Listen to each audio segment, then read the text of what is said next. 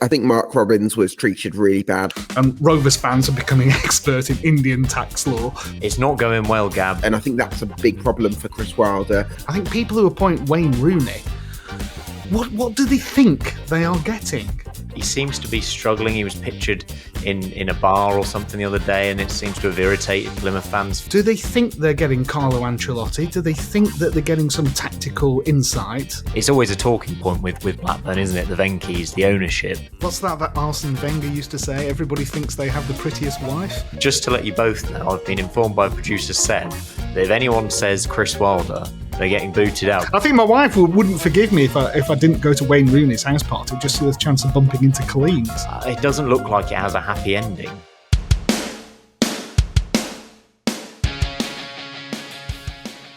Hello guys, welcome back to the Sportsman Untitled. I'm Simon Lillibury, your host, and once again, as always, I'm joined by Gab Sutton. Gab, how was your Christmas?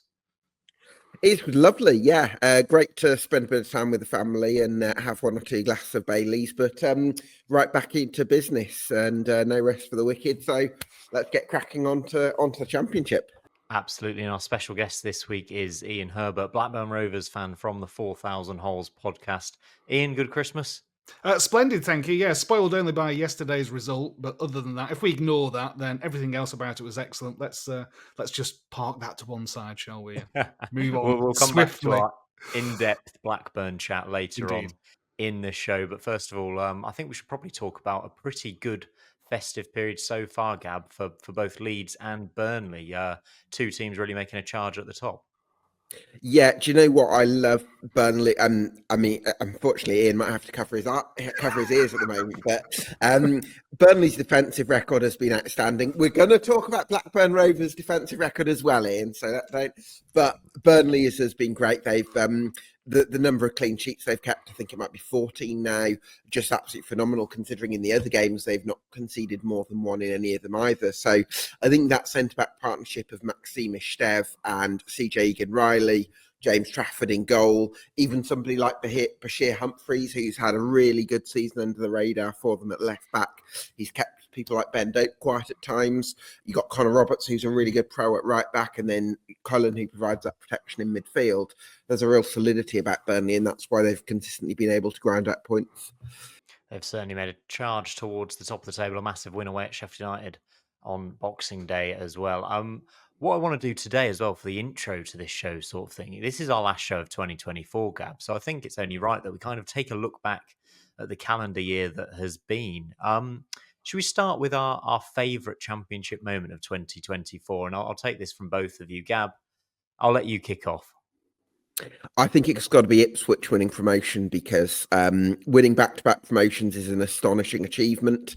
Obviously, it's something you can go back to another part of East Anglia where Norwich City did it under Paul Lambert in, when was it? I think 2011, they completed back-to-back promotions. And then Southampton shortly after that, maybe. So Norwich and Southampton did it, and then for a long time it hadn't been done. I think Sheffield United won 2 promotions in 3 seasons, but they didn't do it back to back. So I think for Ipswich to do it, and especially in a season where the bar was as high as it was for automatic promotion from the Championship, where you also had Leeds and Southampton on high 80s points tallies, and Leicester winning, getting 97 points. I think that shows it was just incredibly competitive, and I think Ipswich did phenomenally well to secure back-to-back promotions. And I think that achievement was a real starting point for Kieran McKenna and his career as a manager, which looks really exciting. So, yeah, Ipswich securing back-to-back promotions, that moment for me was the big one. I think I have to agree with you there. Ian, for you, any standout moments as we look back at 2024? If looking in the calendar year, it has to be those 2 astonishing away wins that we had at the back end of last season that kept us in the division, basically. To go to Leeds and win, and then to go to Leicester on the final day and win. And we needed that win. Was quite extraordinary. I think the fixtures fell kindly for us in that we got Leicester after they'd had their championship celebration party, which was possibly no bad thing as it turned out. But we still needed to win. We still needed to go there and win. And of course, that was Sammy Smodics's farewell. I know he played a couple of games at the beginning of the season, but everybody knew that was his final sort of like denouement for Rovers, and he did the business that we needed, kept us up, and so we can look forward to this season as a championship side. So I'd say that final day and the celebrations at full-time whistle were probably our highlight of 2024. I loved him racing away for that goal at Leicester. You just thought that was a real moment, wasn't it? It's the thing you only ever do, sort of like play for your school team, doesn't it? Or something daft like that. You never expect to see that in a professional game. And I kind of wanted him to get down on his hands and knees and sort of like nudge it over or something like that. But he'd probably get sent off for like ungentlemanly conduct or something. So maybe best he didn't. It was a great moment indeed. Gab, as well, for you, we've seen quite a few shocks this year over the whole of 2024. Is there one thing that stood out for you particularly as a shocking moment in the Championship that's really caught you by surprise this year? It would be Blackburn and how well they've done, because Ian, I had a few of your fans on my podcast in the summer, and there was a lot of almost apathy around the football club, and it was as if fans had sort of half given up on the club until there's the takeover and the Venkies have gone. And what I think John Eustace, because I've seen this with my own eyes as a Birmingham City fan, he just seems to have brought everyone together and maybe reignited a spark a little bit. So I'm wondering if you can sort of speak to that a little bit for me. Yeah, absolutely. At the risk of covering ground that we will cover later on, I think Eustace's main characteristic when he took over was he wasn't John Dal Thomason. I think that's what the first team squad wanted. I'm a big JDT fan. I could debate the subject for hours, but I won't bore your non-Rovers listeners with that. But essentially, what Eustace did when he came in, I think, was just put a great big arm around everyone and say, look, it's going to be okay. The only problem was we couldn't win at home in the first few weeks. Well, we didn't win at home until this season under Eustace, but we had those great away wins. So he obviously did something that galvanised the team and got performances out of players that were previously disillusioned. And he just seems to be a very pragmatic coach. I think we see a lot of personality coaches these days. I've got my philosophy and I'm going to stick to it come what may. Russell Martin, Ange Postecoglou type people. And to a certain extent, JDT, I think, as well. What Eustace is the antithesis of that, which is, well, let's have a look what I've got now. How can I organise these guys to get the best out of them? And what he's doing is little short of alchemy, I have to say. To bring us back to kind of the shock question over the whole of 2024, I think Leeds maybe not going up last season was a bit of a shock given the amount of points they got on the board. Obviously, Mark Robins getting sacked at Coventry was something we probably didn't see coming. And Luton as well, I think we have to mention, still hovering somewhere near the relegation zone when we all thought they'd be in the promotion mix. Any of those three you want to touch on, Gab? Yeah, absolutely. I think obviously I think Mark Robins was treated really badly, and I think that still stings for me a little bit, much so I applaud how the Sky Blue Army have sort of supported Frank Lampard when he's come in and made him feel welcomed, because that's not his fault what Doug King decided to do. But I think Luton is a very interesting topic, because I expected, so Sheffield United and Luton, I got completely the wrong way round, because I expected Luton to have this real stability because of good, reliable people running the club on a day-to-day basis. A manager in Rob Edwards who got them up last time. And I actually expected Sheffield United to be the ones that stagnated a little bit more, because, yes, they've got Chris Wilder, but I wasn't as confident in them as a sort of day-to-day entity. But actually, as it turned out, Chris Wilder has got the recruitment spot on. I think with Sheffield United, though, and we may come on to this, in terms of January, I think it's going to be an important month for them, because as much as I think there's 13 or 14 players in that squad who you can be very confident can really influence games at championship level, and there's some star players in there as well, like Jezra Maksaki, who may get recalled by Crystal Palace, and Gus Harmer, but there's also 5 or 6 players in the rest of that squad that you're thinking not sure they're quite up to that level, and then there's another 5 or 6 players that are just at a very different stage. And if you look at the bench against West Bromwich Albion in that 1-1 draw, it was basically full of development players, and I think that's a big problem for Chris Wilder. When injuries strike and the squad does become more stretched, but also in terms of the key players that they have been relying on, like a Gustavo Harmer, they felt like he had to start because he's so important to them. But then also it's meant that when you want to rest your key player the odd game to make sure that they stay fresh, especially during the festive period, there aren't really the means of doing that. So they've become a little bit jaded, and I think that's possibly why like even if you go back to the 2-0 victory over Plymouth Argyle, which they won, it wasn't the best performance. So I think that's a possibly question mark for Sheffield United. And I think, the January window for them is maybe coming at the right time. Perfect little segue there, Gab, because we are going to come on to the January transfer window. It's a matter of hours away now, isn't it, for these championship teams? An exciting time for Rovers fans, or more of one of worry for you, Ian? I think our expectations are structured and have been structured by the messages that have come from the UK board, which is kind of like, don't expect too much. The prevailing mood seems to be that Venky's want Rovers to be far more self-sustaining, and that it's more difficult logistically to get money from India right now. There's all sorts of court cases going on. And Rovers fans are becoming expert in Indian tax law, foreign exchange regulations. I just didn't expect this as a Rovers fan. I don't particularly welcome it, but it's kind of like, crikey, is this what we have to understand now?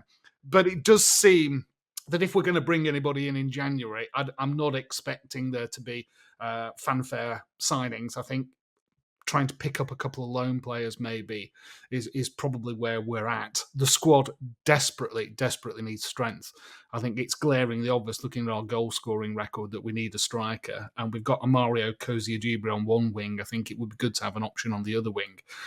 We're a bit thin at centre back, but Hayden Carter hopefully will be back maybe in the next couple of months or so. So you might sort of say we can get by without that. So the hope is that we'd at least bring two in, I think.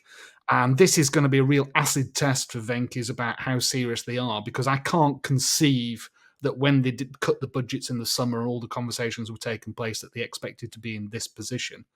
So yet again, I think this is perhaps the third time in 4 or 5 years that Rovers enter the new year with the possibility, and we've failed to capitalise on it in each of the previous January windows. So this is a real test. I think if the squad ends January without a strengthening, then the mood in Blackburn could be really, really down. Indeed. Gab, for you, let's do a bit more of a general question here. If we could pick out one player that could improve some of the sides in the Championship, if you want to pick out one of the top 6, that'd be great. If you've got another name on the list you think you could improve a Championship side with in January, who are you going for and which club?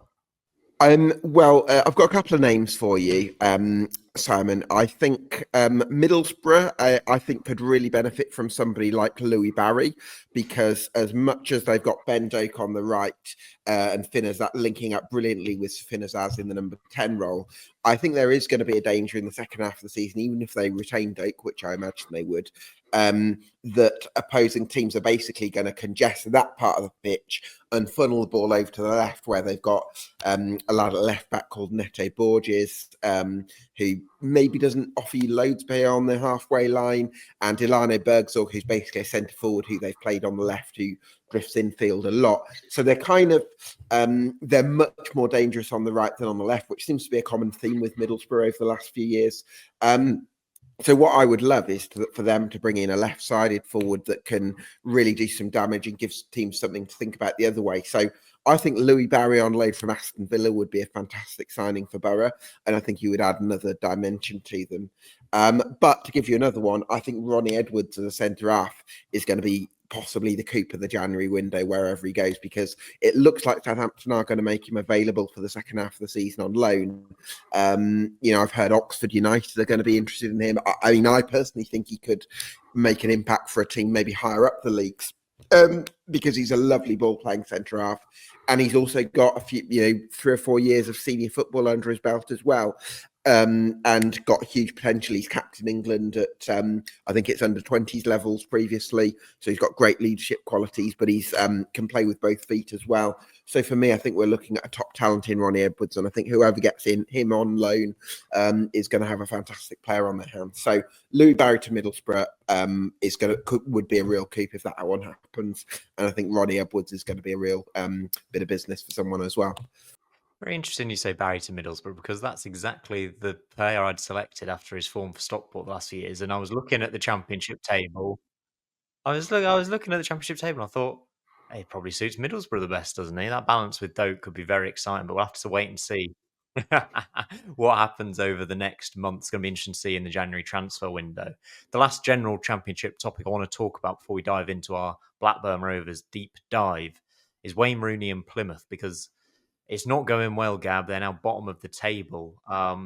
He seems to be struggling. He was pictured in a bar or something the other day, and it seems to have irritated Plymouth fans further. Their away form shocking still. It doesn't look like it has a happy ending for me. Yeah, I mean, I think a manager being pictured in a bar, like if they're doing well, then no one really thinks anything of it, do they? I think it's because Plymouth Argyle are bottom of the table that we seem to kind of create these kind of rules about what managers can and can't do. Of the things, I mean, Plymouth Argyle, Plymouth is quite a nice place to go for a drink. I think that's probably the one thing he's got right. But I think, listen, I think the big problem for me is the performance levels at the moment for Plymouth Argyle. Yes, they're bottom of the league. I would probably say a similar thing at this stage of the season if they were actually 20th, which they were a couple of weeks ago, but playing at the same level. Because I think for me, it feels like 1 every 2 games, 1 every 3 games, you feel like there's that danger that Plymouth Argyle are going to throw in a no-show. And when that's a recurring pattern, it's one thing for that to happen a couple of times a season.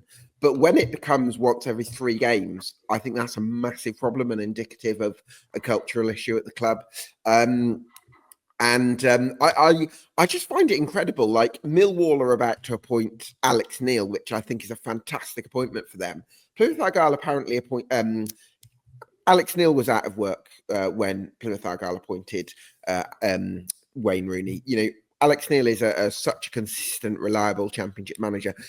Argyle apparently interviewed Paul Heckingbottom, who's doing brilliant work at Preston North End. They're not losing many games. They're steadily climbing the table. This is a proven Championship manager who's won 2 promotions in his career, who has a history of developing players to a very high level as well. I think it's just this. I can't believe it sometimes when clubs prioritise the glamour of a name over who's actually the best person for the job. And I think you somebody in Ian's position, you'd be absolutely over the moon that you've got somebody like John Eustace who doesn't have the name, but who you can rely on to deliver results. And I think that's a really important thing. Hey, John Eustace could play a bit though, couldn't he, as well, Ian? What's your view on this kind of former player, big name situation, especially what's going on with Rooney?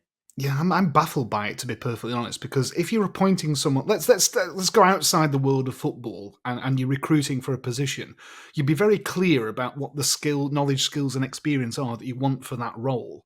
And management is fundamentally different from playing. The skills and the experience that you require are completely different. And I think owners are guilty of being seduced by being able to be around glamorous managers. So I think Lampard to Coventry is one that I shall watch with great interest, because let's not forget, Frank Lampard gets a lot of cachet out of his stint at Derby County, but he took over 6th place Derby County and led them to 6th place. So he did that off the back of several really, really good loan signings from Chelsea, which he's using his network, but he didn't radically change that much at Derby County. I think people who appoint Wayne Rooney, what do they think they are getting? Do they think they're getting Carlo Ancelotti? Do they think that they're getting some tactical insight? Or do they just think that, well, he played for England and he was a good striker, so our lads' performance levels will just automatically rise? I just don't get it. I really don't. It's a really interesting point. We'll have to wait with bated breath to see what happens with Rooney. I have to say, I did watch the Coventry 4 Plymouth 0 game, and it was one of the worst performance levels I've seen from a Championship team, given the fact that Coventry had just lost 4-1 to Portsmouth. The first half was... you see teams at the bottom of the table, even Rotherham United, who have struggled in the Championship lately. At least some of the games, they're well organised, they're difficult to break down, they're physical, you know what you're going to get. Whereas Plymouth are just so open, so wildly open, and they were just so easy to play against and break down. I bet they wish they played us every week, though. That's the only thing I will say. Because they haven't got many in the W column, but one of them was against us. Their defence has disappeared like Gab has. I don't know where he's gone. Yes. Are you with us? Perhaps Wayne Rooney's agent's on the back. phone to him, sort of saying, "What are you doing, disparaging my client?" Yeah. Right, we'll end the Rooney chat then, and let's get into the Blackburn Rovers stuff, because there's a big game on the horizon as well, isn't there, as we approach the new year? East Lancashire Derby. How are you feeling about it, Ian? And is it the biggest derby in the Championship? What's that Arsene Wenger used to say? Everybody thinks they have the prettiest wife. So I think all Blackburn Rovers and Burnley fans think we've got the most fiercely contested derby. Obviously, it is fiercely contested. I think part of it is because certainly the last couple of decades, we've not actually met that often. So I think it's sort of like it becomes an event. And I think it's like most things. If it doesn't happen that regularly, you really pencil it in and look forward to it. So I'm looking forward to it, probably right up until the kickoff. I'll be terrified for 90 minutes. I think we've got enough in the tank to give them a game, as long as we don't concede first. I think Rovers' story this season is take minutes out of the game, keep it goalless for as long as you can, and take the few chances that come along.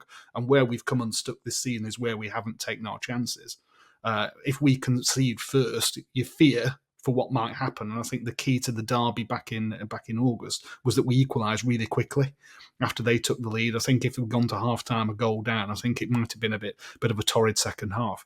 So more in hope than expectation, but looking forward to it. But yeah, nervous, obviously. It's important to us. And there's obviously a game against Leeds to come. These games come thick and fast as well. But so far, what have you made of your festive period? Because you were in the playoff places and doing really well. It's kind of, I wouldn't call it a sticky patch, but wins have dried up slightly. Well, we won 6 on the spin, and we won a number of those by 1-0. So we're always dealing with fine margins. I think what we saw against Sunderland was probably our season in microcosm. We started really brightly. We had chances. We didn't convert them. We're a goal in front, and you thought we should really be 2 or 3 up. And at 2 or 3-0, it's a fundamentally different game. They came out of the traps in the second half really, really quickly. 2 goals in 5 minutes, and all of a sudden you're thinking, that's it, it's gone now. So again, fair play to Eustace. He made some substitutions that made a difference, and we got a point. And at the end of the day, it felt like a point won, because I think at that position, with so little left in the game, so you're thinking, well, okay, that's not too bad. Let's have a look at the fixture list. We've got Hull. Right, we should win that, but we played them not that long ago, and we kind of mugged them at their place. We won 1-0 with an own goal. I think that was one of those stats where, which was the Championship side that managed to win without having a shot on target. I think that fixture was it. So Callum Britton whipped one in, and their centre-back very obligingly put it in the net for us. But Hull could easily have got something that day. So I wasn't quite as bullish as many were, I think, about the fixture yesterday, but we just looked quite lethargic. I don't think it needs that much of a drop in performance at the Championship level to sort of like lose your way. And yesterday I just felt that there were too many 5 and 6 out of 10 performances rather than 7 and 8 out of 10 performances. So nobody had an outright stinker, but it was really difficult to tell who the player of the match was. I think that's probably the best way of summing it up. And once Hull scored, you never really looked like getting back into it. So from a point where you're sort of saying, if we could win both home games and give ourselves a solid foundation, we've now got 1 point from 6, Leeds up next, and then the big one on Saturday. So it could be a horrendous Christmas, but if we lose at Leeds and beat Burnley, I think we'll forgive them an awful lot. So it's in the balance, basically, as to how we'll feel emerging from it on Saturday. How's the Travstad midfield pairing getting on at the moment, Ian? Well, amazing, except for that Travis is injured, of course, and that's a massive loss.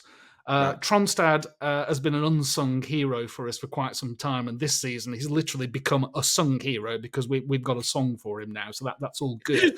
I think alongside Travis, they provide that shield in front of the defence, which has been lacking, and it's just given us balance.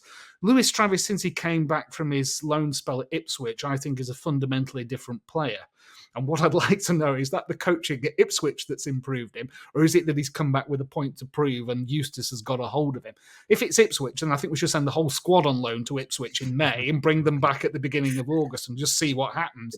But he's been really, he truly has led from the front. I think he's been a revelation this season. And alongside Tronstad, they've been very good. So he's a big miss because I think he gets the derby. And I think he knows how to wind the opposition up as well, which is often quite useful in derby matches. It's quite nice to have a season where you start with such low expectations and overperform them. Like, that's just a beautiful, beautiful position to be in, because I'm in the opposite camp where I had high expectations and massively underperforming. So it's nice to be in your camp. But in terms of standout players, I think we should probably mention Todd Cwell. But is there anyone else that has really come in and improved this Blackburn Rovers team? Well, Cantwell's an interesting one, because I think I've seen enough already to know that he's got something. And he's got something that's different. So you're always looking for difference makers, aren't you? Particularly in tight games. You're looking for someone that's going to take the chance. You're looking for someone that's going to create the chance. And he definitely has something. But we've not seen it consistently, and we've not seen it to a high enough standard, I think. So, for instance, yesterday against Hull, he missed an absolutely glorious chance. An absolutely glorious chance. And that would have given us the lead. It would have been the classic Rovers are a goal up, right? We'll hold it tight. But once we had to chase the game, you're looking for your difference makers to just create something out of nothing. And he singularly failed to do that. And it's not the first game that's happened this season. But when he's on it, and when he's got a chance to spray the ball around, then you sort of say, yeah, he sees a pass that nobody else sees. He can unpick a lock. So it's all about the consistency. So I can see how supporters of his previous clubs thought that he was really, really good, but how he's frustrated them as well. I think the fact that he's ended up at Blackburn Rovers, and he openly admitted it in a local newspaper interview, was if his career had gone well, he wouldn't be with us right now. So he has a point to prove, and this is a glorious opportunity. Him and Eustace seem to be very much in tune with each other. I think they both speak very highly of each other, but I think the ball is very definitely in Todd Cantwell's court to deliver to that high standard we all know he's capable of more regularly. Now, if he were to score the winner against Burnley, that would cement his status for sure. And in Travis's absence, that's the sort of player that we'd be looking to. But in terms of who stood out besides Travis and Tronsad, big shout out to Owen Beck as well, the lone left back from Liverpool. Reminds me a lot of Stephen Warnock that we took from Liverpool in the past. He looks capable of playing at a higher level. And I think if he can get 30 odd games under his belt with us this season, he will be a real asset for Liverpool. I don't know whether they would see him as ready for their first team, but if they wanted to sell him, I'm sure they'd get a lot more off the back of a season with us in the Championship. But he's been a really good player. He can play further forward as well, can't he, Ian? He has, yeah. But for Pickering's injury, I think that's probably where he would have found himself on a regular basis. So he's not afraid to rampage, very much like Andy Robertson in that respect. He sees a gap in midfield, he'll run into it, and he'll commit players to the challenge. And I think if we had Pickering behind him and him in front, that would be a much more solid defensive unit. And I think it would give us a lot more options going forward as well. So when I talked earlier about needing a striker and someone on the left, Beck potentially could have filled that hole, but we don't know how long Pickering's going to be out for. So that's again another issue that Eustace has to contend with.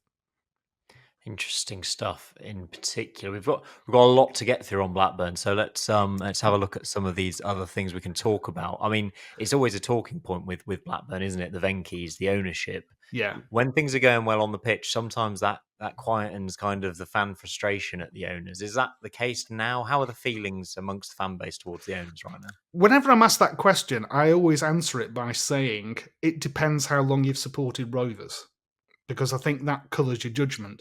And people of my vintage, shall we say, who I started watching Rovers in the late 1960s, and we were in the third division. So my baseline for Rovers supporting is we couldn't afford 40-watt light bulbs. We had to squeeze the tea bags out 3 times and that sort of economy. And if we could sign anybody at all, it was a bonus. So it tempers your perception about what's going on. I think what we can say for sure is nobody understands why they still own us. Nobody understands what they get out of the deal. I think with most owners, you can look and you sort of say, well, what they're trying to do here is get promotion to the Premier League, or they're trying to launch such and such a brand, or they're trying to, whatever it is. There's just nothing that we see in Venky. So I think that the main concern I have is that if they're not emotionally committed to the club, how can we have faith in their judgment and their ability to run the club? And the court case and the tax case and the fact that they've sort of said it's really difficult for us to send money over, but if we really, really have to, we will, doesn't exactly gladden the heart. And we look in the other divisions and we see Birmingham City's new owners and we see Wrexham's inexorable rise. And we sort of think, well, I just want an owner to say, I'm committed to the project. I don't expect hundreds of millions of pounds to be spent. I just want the emotional investment that the supporters give.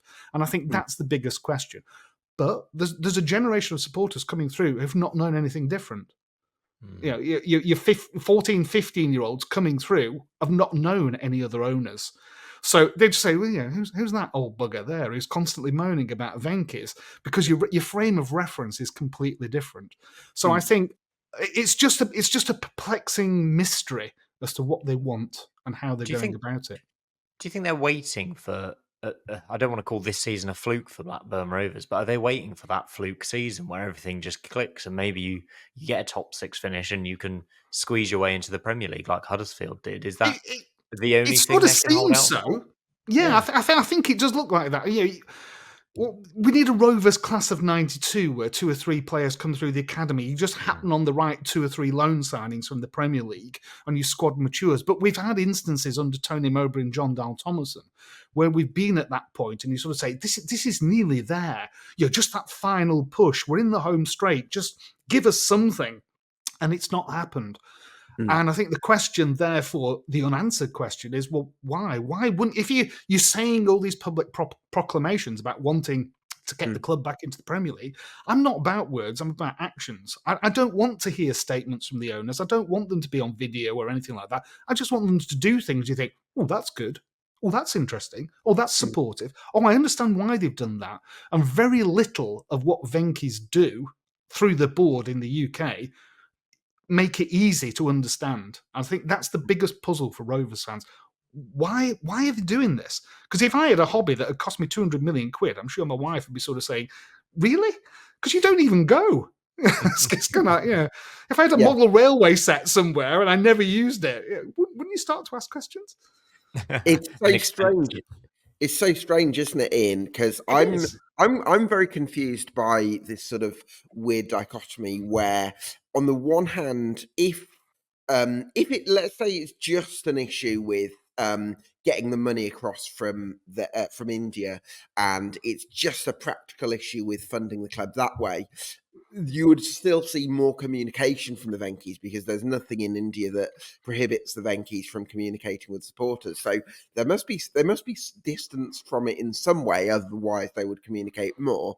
And yet, if they were completely distanced from it, why would they have been funding the club and spending the amount of money they have in Blackburn Rovers over the last 15 years or so, if they were completely detached from it? So it's this sort of crazy head scratcher where you can't quite understand what their intentions are, and it must be maddening for a fan. I totally agree. It's kind of like, just explain, just tell us, because it makes zero sense. To not be remotely, I can understand why they're not interested in us. I can understand that we're such a tiny part of a huge global empire.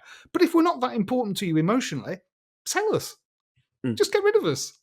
I totally understand that. Thank you very much for keeping us afloat, but go. You're not getting anything from it. We're utterly perplexed. But it just seems to drift on and on and on inexorably. It's just bizarre. Do you think, Ian, there is interest in the club and that there are people who would want to buy Blackburn Rovers? Well, there's a great analogy that we've used on the podcast when we've talked about this, which is I think I could sell my house, but I don't know how many people are interested until I get the estate agents in and advertise it. And if there's a queue of people at the end of my drive trying to outbid each other, happy days.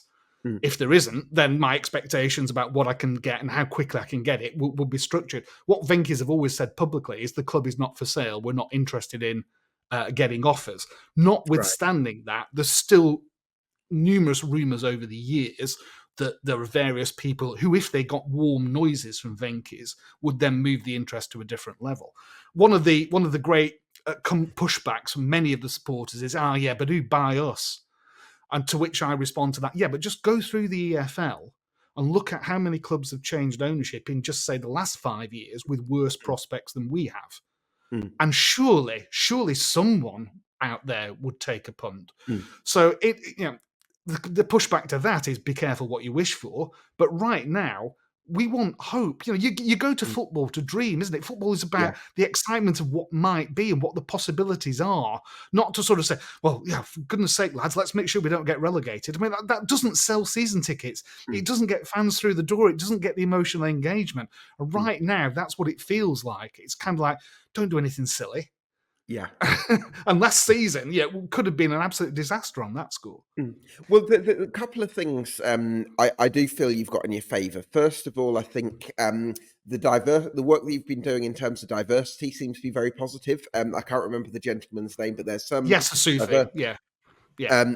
There's some Yes has done some amazing work in the community, no doubt. Yeah, and like engaging children from school to try and go and watch Blackburn Rovers and having a prayer room for different religions and that kind of stuff, I think makes a massive difference to bringing everyone together. So that's great. And also, I think you've got outside the elite, I think you've possibly got one of the best academies in the country. So those two things to me, whether you agree on the second part, I think those seem to me to be two big positives that are going for Blackburn Rovers in terms of potential new owners. Yeah, I think if Venky's were to say, look, this really isn't that important to us. Serious parties contact this law firm, we'll do some vetting, and then we'll have some conversations. I think it would flush out potential owners. I genuinely do. How many of those would be charlatans would be an interesting point, because at the time when Venky's took us over, there were one or two, including the gentleman that took up, was it Racing Santander, and then turned out to be a complete and utter fraud. So we dodged a bullet there. So Venky's have paid the bills, they've kept the lights on. And I think what we're looking for is hope. What we're looking for is passion. What we're looking for is authentic interest in the club, because they clearly don't have that. I liken it to it's a very parent-child relationship. The club has been sent away to university, and it's kind of like, well, we'll make sure you don't get kicked out. We'll make sure your fees are paid. But shouldn't you be getting a job in a bar? Shouldn't you be working part-time? And eventually, that monthly allowance that's sent through from the parent has just sort of been reduced. And we're at a point now where, well, we're working all day Saturday in Sainsbury's. I'm working in a bar during the week. I need to get some work done. When do you expect me to do this? And my car's knackered, and I really could do with you paying. It's very analogous to that kind of relationship. And so it's just make your intentions clear. And it's actions, it's not words. Do things that make us think, you get it. You do want this to happen after all. That's what the fans are looking for. It's a great point on the Venky's there. I think the club have got some stuff right clearly on the pitch this season. I mean, the sales of Sam Gallagher and Sammy Schmodix, I think that was cause for concern for many neutral pundits like Gab and myself looking at Blackburn this season. But what have the club got right on the pitch to make you progress in the table this year? Well, I think Gab's already mentioned, hasn't he, the academy. I think the academy has brought through players that have saved us tens of millions of pounds in the transfer market. We hope that will continue, obviously. So the fact that we're still the top-rated academy and we're able to compete. So I think what Rovers do, which is very clever, is they pick up from the Premier League clubs in the Lancashire area, players that haven't quite made the grade. So Joe Rankin Costello, for instance, Lewis Travis. Rankin Costello came through United's academy. Lewis Travis came through Liverpool's. Hayden Carter was originally on the books of Man City. So there are players there that are clearly good enough for a championship club with aspirations to be a Premier League that you can pick up for nothing. So it doesn't necessarily have to be kids that have come right the way through, because the competition in that part of the world for talent is huge. Everybody's trying to do it. Even Accrington Stanley are sort of like competing with us. So let's not underestimate how important that is. Appointing Eustace, I think they lucked out. I've got to be honest, because I think he's so massively overperformed. Nobody in their right mind really could have sort of said back in February when he was appointed, well, come December 31st, this is where we'll be in the league, and we won't have spent any money, and we won't have done this. Really? I'll have some of what you're drinking, please. So I think they've really looked out with Eustace. So that appointment has proven to be absolutely first rate. The question now is, how long do we keep him? when he lives in Sutton Coldfield and West Bromwich Albion have sacked the manager and Coventry have changed the manager recently. I don't think he'd go back to Birmingham, so I think we're safe there. But yeah, there may come a point where we struggle to hold on to him because managers' stock can fall very, very quickly. And when an offer comes along, I think it's got to be something really enticing to make them stay when they look around. So I think that's the concern that we have right now, that he's been increasingly vocal, shall we say, in local radio and local press interviews, sort of saying, well, in January, we need a bit of investment and we need this. And it's almost like, well, it's shades of JDT at this time last year. And it's kind of, oh, no, not that episode again. Oh, no, please, not again. I mean, so that's what we're nervous about. Yeah, it's a really interesting one, Ian, because on the one hand, I think you can be frustrated about it as a fan base because you're nervous about, the last thing we need is instability in the managerial situation, because that's one of the few things that we can really bank on at the moment. But on the other hand, I think if you are the manager that's doing your stocks high, you're doing some great work, but you're also working with this mess of ambiguity and uncertainty, and you're feeling like, actually, I want to be rewarded a little bit. And that's perfectly natural as well. So I think it's a difficult situation, and I can kind of understand why John Eustace is sort of maybe putting the gauntlet down, if you like. We were talking about it in the pub pre-match yesterday, and I sort of said, look, let's just do a thought experiment. The guy lives in Sutton Coldfield, so West Bromwich Albion knock on his door and sort of say, what's West Brom's ground like compared to Rovers? Arguably better.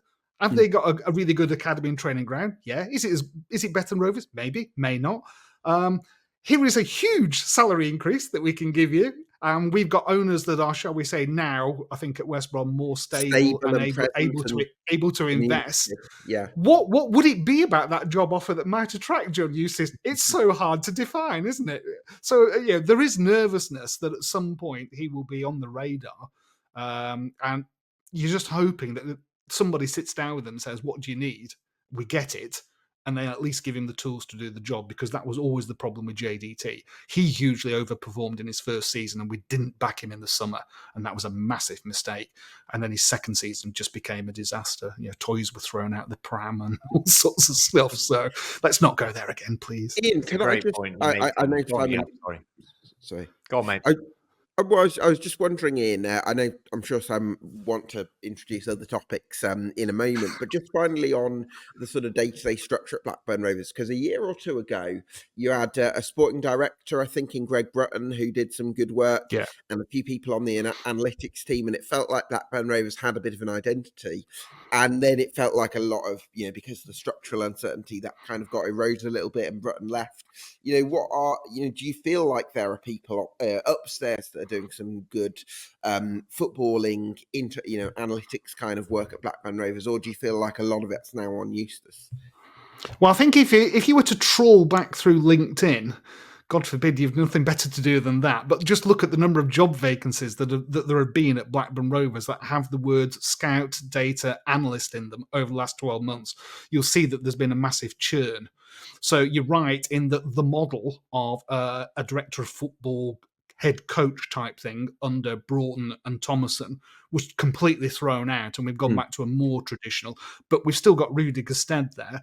I mean, the appointment of Rudy Gestede is a fascinating one to me, because you look at his CV, and going back to what we talked about earlier about knowledge, skills and experience, he has zero experience of undertaking that role at a club of this size in a foreign country. So again, if I was recruiting that role, I'd be looking for someone who knew the Championship inside out, who had a good network of people. So he's been brought in largely on the back of him being a former player, I would argue. But interestingly, he was a former player who downed tools and refused to play for us because he wanted to move. So I always sort of say, when they have these fan forums and Rudy's there, will somebody please just stand up and ask him, how would you handle a player who refused to play for us and insisted on a move? Yeah, I'd be interested to see how he squares that off. So do I have confidence in the structure? No, because I think it's just too fluid. We've changed our head scout sort of like 3-4 times in the last 2 years. So how can you have a portfolio of players ready for January? We've changed our analytic team, or large components of the analytic team. So how can there be consistency in the approach? So it doesn't fill you with confidence. I think let's just leave it at that. Let's round off the Blackburn chat with where do you see yourself finishing this season? I think is the question. I don't want to be too negative on Rovers, but the playoffs are realistic, aren't they? At this point, we're halfway through the season. We've been here before, so yes, of course they are. So let's play it two ways. Scenario one is we don't change the squad and we have this squad. We will just gradually drift down the table, I suspect, because inevitably injuries, suspensions will start to take the toll, and it will be really difficult to keep the squad fresh. And if Eustace hasn't got options off the bench to change things around in games that aren't going well, then you sort of fear a fall off in performance. So I think the January window is crucial in maintaining the momentum that he's unexpectedly generated. Now, pre-season, I think I predicted us to be 15th or 16th in the table. So anything higher than that, for me, puts a tick in Eustace's box. If we finish top half, I think that will be a really, really good performance, but there will still be that lingering suspicion that we could have done so much more. So I think that's the thing that is the great unknown. Let's revisit this on February the 1st and sort of see how we feel there, because we've been here before. We've had a glorious opportunity and we've not capitalised on it. And the fear amongst the fan base is that it's just going to be Groundhog Day again. Gab, for you, what are you thinking for Blackburn for the second half of the season? I think the current top four will stay as they are in some order. I definitely think Middlesbrough finish in the top six because of their rate of chance creation, and I see that as being such a reliable thing for them. So I think that there's going to be one spot up for grabs, and I think a lot is going to depend on how well West Bromwich Albion replace Carlos Corberán, and possibly whether Sheffield Wednesday can retain Danny Röhl, because I rate Röhl very, very highly, and I think that they possibly deserve a few more points Wednesday than they've got. I also think there's a chance that Norwich come strong with a full squad in the second half of the season. So there's a few variables there which will possibly determine whether Blackburn Rovers can finish in the top six. My suspicion might be that they drop a few places, but still attain a hugely respectable top 10 finish. But yeah, I would maybe put West Brom, Sheffield Wednesday, and Norwich ahead of Blackburn, even though, in terms of the points difference, those sides might have a bit of catching up to do. I think over the course of the second half of the season, I think Blackburn Rovers might drop off a little bit, and some of those teams might come on quite strongly. It's going to be very interesting to see what happens to Blackburn Rovers, and in particular, I think John Eustace, whose stock is rising week by week in charge of the Lancashire club. Gab, it's now time for your corner of concern, and I think we may have already touched upon it in this episode. So, who are you concerned about right now? I am concerned about Plymouth Argyle. They are my big worry at the moment. Just that away form for them this season has been horrendous. Actually, they'd had a couple of games before the last two where I think they took 1 point from 2 games, but their performances had lifted a little bit, and there was some hope that sort of Al-Hajj coming into the side with Randall and JB had kind of given them a decent sort of footing. But I think, again, they've just conceded 4 goals in the first half at Coventry and lost 2-0 at Oxford. And again, just the performance levels have kind of dropped again. And I think I am worried about Plymouth Argyle. I think January is going to be huge for them. I think the decision on Rooney is going to be huge for them. But I think their squad looks weak. I think injuries haven't helped. I think it's been a difficult season for Plymouth Argyle. But at the moment, I'm really worried about them, and I see them finishing the bottom 3. I'll go further than that. I can't see anyone finishing below them right now. They're really, really poor side. It'll be interesting to see if they replace Rooney, when they replace Rooney, and who comes in to try and save the day, because their managerial appointments haven't gone too well of late. Gab, your championship treble, please. I believe, is it New Year's Day? Yes, for New Year's Day, I think Burnley will beat Stoke. Stoke were better against Sunderland under Ryan Shawcross's caretaker manager, but I often expect, after a manager that kind of had mixed opinions when you get the caretaker in, sometimes they can have an instant bounce. But I think Burnley, with that clean sheet record and how defensively reliable they are, it's only going to take a moment of individual quality for them, from Brownhill or Koleosho. So I think Burnley will beat Stoke. Unfortunately for Ian, I think Leeds will beat Blackburn, because I think anytime anyone goes to Elland Road, I think it's the toughest fixture of the season. I think it's very difficult to get out at Elland Road because they pen you in so well. You'll have seen this as a Coventry fan, Simon. It can be very difficult, and the pressure can become a bit relentless. So you going to that one, Ian? You're looking forward to that one? No. Sadly, I can't make it, which is a real shame. I live in Sheffield as well, so going to Leeds would arguably be a closer fixture. But no, I'm not able to make it. Okay, well, I suspect you may be not going to be regretting that choice. No, there was a Leeds fixture on Boxing Day a few years ago where we'd arranged to eat out with the family, and I managed to sneak out at about 10-5 to check the score, and we'd just taken the lead 2-1. Oh, right. I mean, the time it took me to turn round, walk out of the shop I was in, and check the score again, we lost 3-2. So, thanks, Rovers. Nice. And then I also think Sheffield Wednesday are going to beat Derby, just on that principle that I like Sheffield Wednesday. I think they're a good side.